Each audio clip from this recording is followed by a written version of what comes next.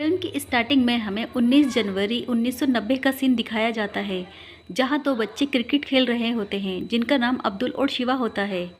शिव अपने मैच में अच्छा परफॉर्म करने के बाद सचिन का नाम लेने लगता है। वहां खड़े हुए कुछ लोगों को ये बात अच्छी नहीं लगती। वे शिवा से आकर कहते हैं, ये कश्मीर है, यहाँ सचिन की नहीं चलती, और शिवा को मारने लगते हैं। तभी शिवा का फ्रेंड अब्दुल उसे उन लोगों से बचाकर किसी तरह वहां से भाग जाता है। 1990 वो टाइम था जब कश्मीरी पंडितों से वहां पर रहने का हक छीना जा रहा था। उन्हें अपनी जगह छोड़ने पर मजबूर किया जा रहा था और इस पूरे आतंक को लीड कर रहा था फारूक अहमद दर, जिसे बिटा कराटे के नाम से भी जाना जाता था। दूसरी तरफ हम एक औरत को देखते हैं जहां उसकी बेटी की काफ़ी तबीयत खराब होती है। वह उसे डॉक्टर के यहाँ ले जाने की कोशिश करती है, पर वहां तैनात पुलिस उसको रोक लेती है, आगे जाने से मना कर देती है। तभी सामने से एक आतंकवादी पुलिस को शूट करके मार देता है और वहां आकर कहता है कि तुम्हारी बेटी की शादी मैं अपने छोटे भाई से कराऊंगा। ये बात सुनकर वो लेडी उसके मुंह पर थूक देती है। इस बात पर उस आतंकवादी को गुस्सा आ जाता है और वो उस लेडी को भी मार देता है। ये देखकर उसकी बेटी डर जाती है और ज़ोर ज़ोर से चीखने लगती है। अगले सीन में हम एक पंडित को देखते हैं जिसका नाम पुष्कर था। पुष्कर की फैमिली में उनके बहू, बेटा और उनके 2 बच्चे होते हैं। उनके दोनों बच्चों में एक का नाम शिव होता है, जो फिल्म की स्टार्टिंग में क्रिकेट खेल रहा था, और दूसरे का नाम कृष्णा होता है। पुष्कर शिवरात्रि में शिवजी का रोल अदा कर रहे थे और वो इसी की प्रैक्टिस कर रहे होते हैं।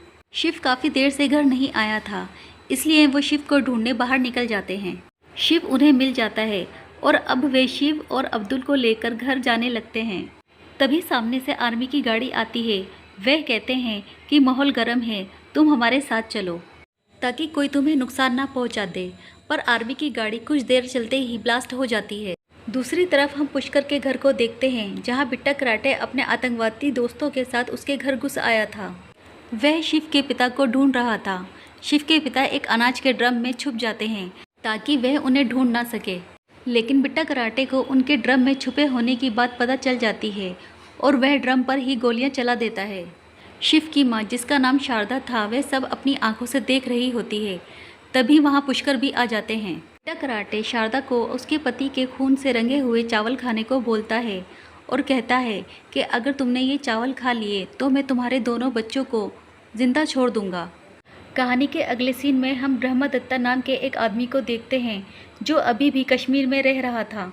ब्रह्मदत्त से मिलने पुष्कर का छोटा पोता आता है जिसका नाम कृष्णा है, जो अब दिल्ली में रहता है। वह अपने साथ अपने दादाजी की मतलब पुष्कर की अस्थियां लेकर आया था, क्योंकि अब उनकी मौत हो चुकी थी। कृष्णा के वहां आने पर पुष्कर के कुछ और दोस्त भी कृष्णा से मिलने आ जाते हैं। कृष्णा को अपने माता पिता की मौत के बारे में कुछ नहीं पता था। वह ये सोचता था कि उनकी मौत एक एक्सीडेंट में हुई है। फिर सीन शिफ्ट होता है दिल्ली की JNU यूनिवर्सिटी में, जहाँ कृष्णा ऑडिटोरियम में बैठा हुआ राधिका के लेक्चर को सुन रहा होता है। यहाँ राधिका सभी स्टूडेंट को भड़का रही थी कि उन्हें कश्मीर को आज़ादी दिलानी है। यहाँ राधिका को भी यही लगता है कि कश्मीर को इंडिया का पार्ट नहीं होना चाहिए था। वह ये भी बताती है कि 1990 में कोई भी रिवॉल्ट्स नहीं हुए थे और ना ही किसी कश्मीरी पंडित को मारा गया था। वहाँ बैठे बैठे अब कृष्णा भी इन बातों को सच समझने लगा था।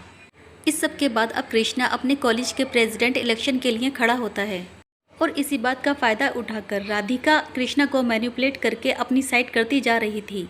अब सीन फिर से 1990 में जाता है, जहां पुष्कर ब्रह्मदत्ता से मिलने जाता है, क्योंकि ब्रह्मदत्ता एक IAS ऑफिसर होता है।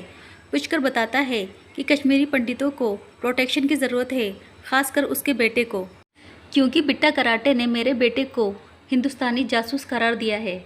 ब्रह्मदत्ता पुष्कर को प्रोटेक्शन देने का दिलासा देता है और फिर वे रास्ते में जाने लगते हैं। तभी पुष्कर रास्ते में उतरकर सब्जी खरीदने लगता है। सब्जी वाला उसे रिटर्न में पाकिस्तानी रुपया दे देता है। ये बात पुष्कर को अच्छी नहीं लगती, तो सब्जी वाला कहता है कि जिस कंट्री में रहोगे उसी कंट्री की करेंसी को लेना पड़ेगा।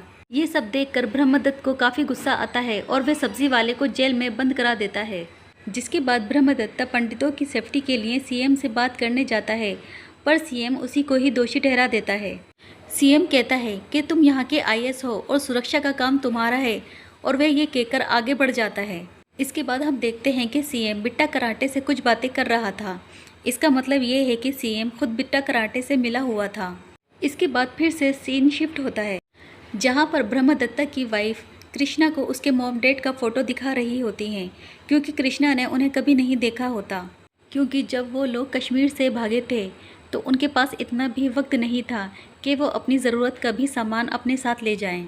अब ब्रह्मदत्ता जब कृष्णा से पलायन के बारे में बात करता है तो कृष्णा कहता है ये सब अफवाह है, उस रात ऐसा कुछ भी नहीं हुआ था और 5 लाख कश्मीरी पंडित नहीं, सिर्फ 2 लाख ही कश्मीरी पंडित अपना घर छोड़कर गए थे और उन्हें मारने वाले भी आर्मी के ही लोग थे।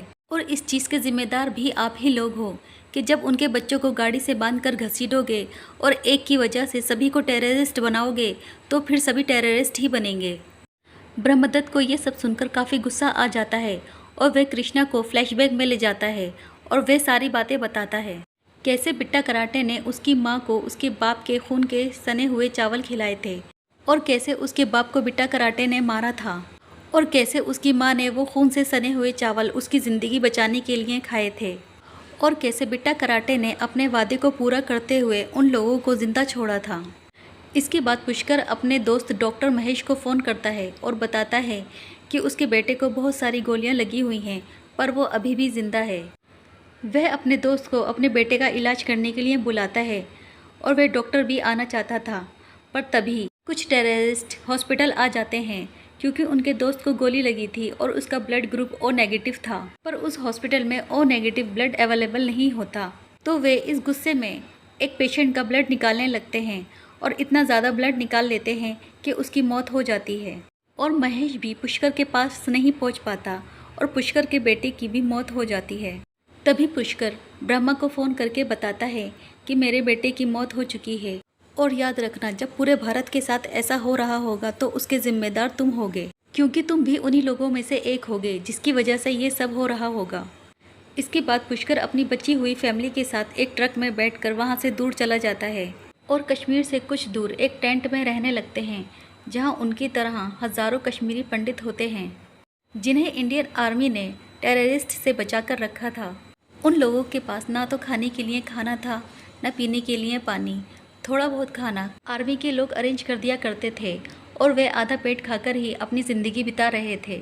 वे लोग इसी आस में जी रहे थे कि एक दिन अपने घर वापस ज़रूर जाएंगे। टेंट में रहते रहते पुष्कर की आंखों की रोशनी भी अब कम होने लगी थी और फिर एक दिन ब्रह्मदत्ता उन लोगों से मिलने आता है। वह अब IAS ऑफिसर से प्रमोट होकर होम मिनिस्टर एडवाइज़र बन चुका था। होम मिनिस्टर भी उसके साथ उन लोगों से मिलने आते हैं। सभी लोग होम मिनिस्टर को अपनी अपनी प्रॉब्लम बताते हैं। तभी पुष्कर पीछे से एक बोर्ड लेकर आता है जिस पर लिखा था रिमूव आर्टिकल 370। ये देखकर ब्रह्मा की आंखों में आंसू आ जाते हैं, पर पुष्कर ब्रह्मा को पहचान नहीं पाता क्योंकि अब उसकी आंखों की रोशनी कम हो चुकी थी। ब्रह्मा पुष्कर की फैमिली से मिलता है और कहता है कि वह पास ही में एक घर दिला सकता है और जॉब भी दिला सकता है। शारदा इस बात पर एग्री हो जाती है और अगले सीन में वे सब उस घर में रहने लगते हैं, पर यहाँ के हालत भी कुछ अच्छे नहीं थे। दूसरी तरफ हम बिट्टा कराटे को देखते हैं जो टेररिस्ट होते हुए भी मीडिया तक पहुँच जाता है और साथ ही एक इंटरव्यू भी देता है जिसमें वह कहता है कि मैंने सिर्फ 20 या 25 लोगों को मारा है, वो भी RSS थे और अपने आप को फ्रीडम फाइटर बताते थे। जिसे देखकर पुष्कर को बहुत गुस्सा आता है और कहता है कि ये मीडिया तक पहुंच गया और कुछ दिनों बाद PM तक भी पहुंच जाएगा। मैं कितने सालों से PM तक पहुंचने की कोशिश कर रहा हूं। अब पुष्कर काफ़ी बीमार रहने लगा था। वह अपने पोते को अपनी आखिरी इच्छा बताता है कि उसकी अस्थियां उसके कश्मीर वाले घर में फैलाई जाएं। यही उसकी आखिरी ख्वाहिश है। अब इसी के बाद स्टोरी पहुंच जाती है प्रेजेंट में, जहां ब्रह्मदत्ता कृष्णा को सारी बातें बता रहा था। अब कृष्णा समझ जाता है कि प्रोफेसर राधिका उसको सारी बातें गलत बता रही थी।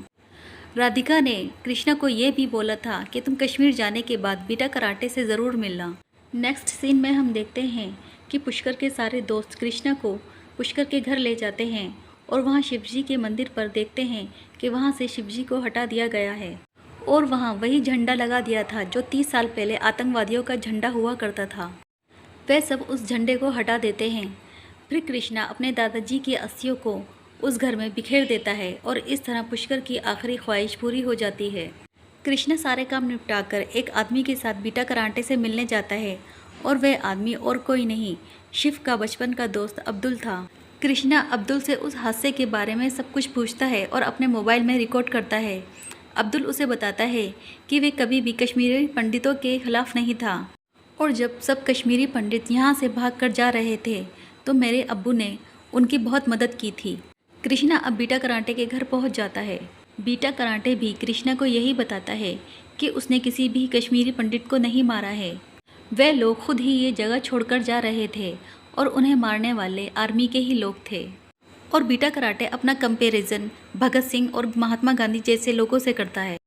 ये सब सुनकर कृष्णा को लगता है कि बीटा सही कह रहा है और फिर बाद में जाकर वह ब्रह्मा से झगड़ा भी कर लेता है और खूब खरी खोटी भी सुनाता है।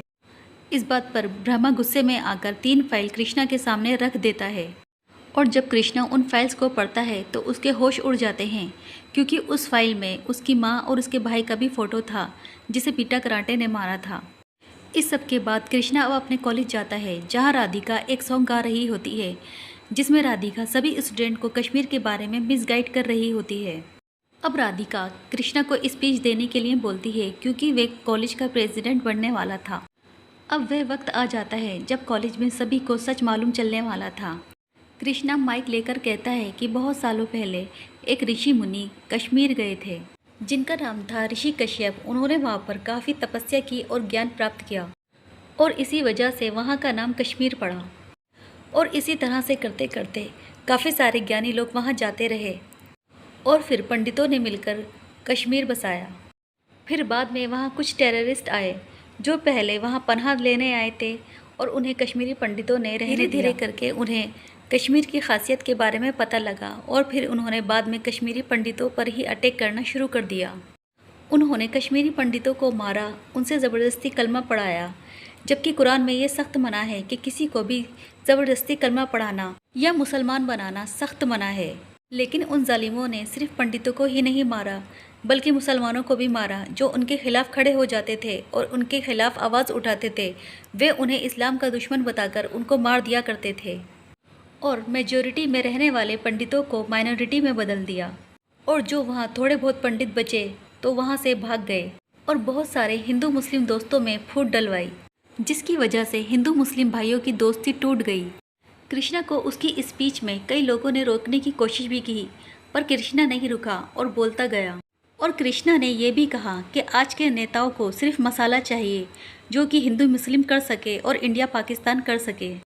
उनमें से कोई भी भुखमरी की बात नहीं करता, कोई भी कमज़ोरों पर जुल्म की बात नहीं करता और हमारे बेचारे भोले भाले हिंदू और मुसलमान भाई उनकी वजह से आपस में लड़ और मर जाते हैं। और फिर कृष्णा रोते हुए अपनी माँ और भाई की स्टोरी बताता है और कहानी फिर से फ्लैशबैक में पहुँच जाती है जिस दिन उसकी माँ और भाई को मारा गया था।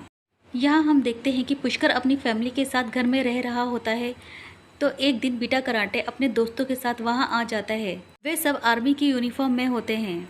वह पूरे एरिया पर कब्जा कर लेते हैं जिसे IS ब्रह्मा ने उन्हें रहने के लिए दिया था। वह उस जगह पर कब्जा करते ही शारदा को मोलेस्ट करने लगता है और एक के बाद एक सबको मार देता है और यहीं पर ये मूवी एंड हो जाती है। दोस्तों